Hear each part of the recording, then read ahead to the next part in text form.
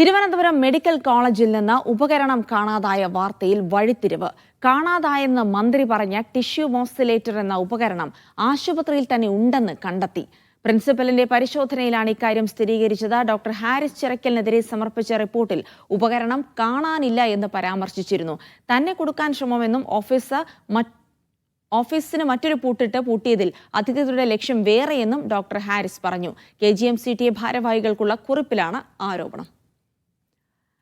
വിജിൻ വായന്തോട് വിവരങ്ങൾ നൽകും. വിജിൻ, എന്തായാലും വളരെ നിർണായകമായ ഒരു കണ്ടെത്തലാണ്. ഡോക്ടർ ഹാരിസിനെ കുറ്റക്കാരനാക്കാനുള്ള ശ്രമം തന്നെ പൊളിഞ്ഞിരിക്കുന്നു എന്നാണ് മനസ്സിലാക്കുന്നത്. പക്ഷേ ഡോക്ടർ ഹാരിസിന്റെ പ്രതികരണങ്ങളിൽ നിന്ന് വരുന്നത് അദ്ദേഹത്തെ മനഃപൂർവ്വം കൊടുക്കാനുള്ള ചില ശ്രമങ്ങൾ കൂടി ഉണ്ട് എന്നാണ് മനസ്സിലാക്കുന്നത്. കൃത്യമായി ലക്ഷ്യം വെച്ചുകൊണ്ടുള്ള ചില കളികൾ നടക്കുന്നു എന്നതുതന്നെ അദ്ദേഹത്തിന്റെ പ്രതികരണം കൂടി സൂചിപ്പിക്കുന്നു. എന്താണ് ഇതുമായി ബന്ധപ്പെട്ട വിശദാംശങ്ങൾ ലഭിക്കുന്നത് വിജിൻ?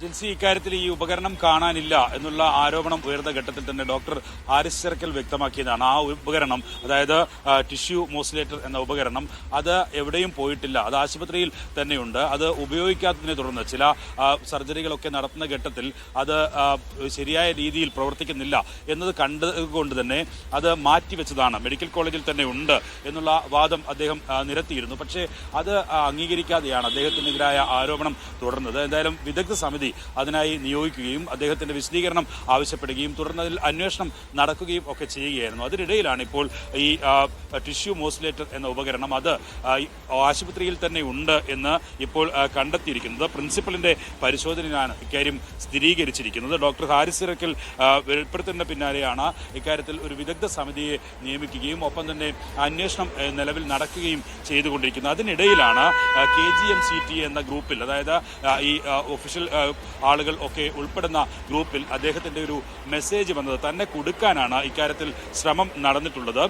ഓഫീസ് മറ്റൊരു പൂട്ടിയത് അത് അത്തരം ഒരു കൊടുക്കാനുള്ള നീക്കത്തിന്റെ ഭാഗമാണ് എന്നുള്ള ആരോപണം നിലവിൽ ഈ ഗ്രൂപ്പിൽ ഉന്നയിച്ചിട്ടുണ്ട് ഹാരിസ് ചിറക്കൽ.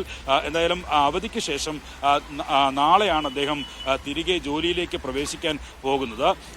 ഇത്തരത്തിൽ ഈ ആശുപത്രിയുടെ ഈ റൂം പൂട്ടിയതുമായി, മറ്റൊരു താക്കോലിട്ട് പൂട്ടിയതുമായി ബന്ധപ്പെട്ട് ഇതിൽ ഔദ്യോഗികമായ ചില രേഖകൾ ഉൾപ്പെടെയുണ്ട്. അതൊക്കെ മാറ്റാനുള്ളൊരു നീക്കത്തിന്റെ ഭാഗമാണ്. ഇങ്ങനെ തന്നെ ഈ അന്വേഷണ സമിതി അന്വേഷണം നടത്തുന്നതിനിടയിൽ കൊടുക്കാനുള്ളൊരു നീക്കമാണ് നടക്കുന്നത് എന്നുള്ളതാണ് ഈ ഗ്രൂപ്പിൽ ഹാരിസ് ചിറക്കൽ വ്യക്തമാക്കുന്നത്. എന്തായാലും ഹാരിസ് ചിറക്കൽ തിരുവനന്തപുരത്തെ വീട്ടിൽ തന്നെ ഉണ്ട് എന്നാണ് പ്രതീക്ഷിക്കുന്നത്. ഒരുപക്ഷെ അദ്ദേഹത്തിന്റെ ഒരു പ്രതികരണം അല്പസമയത്തിനകം ലഭ്യമാക്കാൻ കഴിയും എന്നും പ്രതീക്ഷിക്കുന്നുണ്ട്. ഇക്കാര്യത്തിൽ കഴിഞ്ഞ ദിവസങ്ങളിൽ ഇനി പ്രതികരണത്തിലില്ല, താൻ അവധിയിലാണ്, അതുകൊണ്ട് തന്നെ അവധി കഴിഞ്ഞ് എത്തട്ടെ, ഇക്കാര്യത്തിൽ അന്വേഷണ സംഘം തെളിവെടുപ്പ് നടത്തട്ടെ, കൃത്യമായ പരിശോധന നടത്തി അന്വേഷണം നടത്തി കണ്ടെത്തട്ടെ എന്നുള്ള നിലപാടാണ് അവസാന ഘട്ടത്തിൽ അദ്ദേഹം സ്വീകരിച്ചത്. അന്വേഷണ സംഘവുമായി പൂർണ്ണമായും സഹകരിക്കും എന്നുള്ള കാര്യവും ഹാരിസ് ചിറക്കൽ വ്യക്തമാക്കിയിരുന്നു. ഇക്കാര്യത്തിൽ ഏതെങ്കിലും തരത്തിൽ അന്വേഷണ സംഘം തന്നെ കൊടുക്കാനൊരു നീക്കം നടത്തുന്നില്ല, അതുകൊണ്ട് തന്നെ അതുമായി സഹകരിച്ച് പോകാം എന്നുള്ള നിലപാടാണ് നിലവിൽ സ്വീകരിച്ചിട്ടുള്ളത്.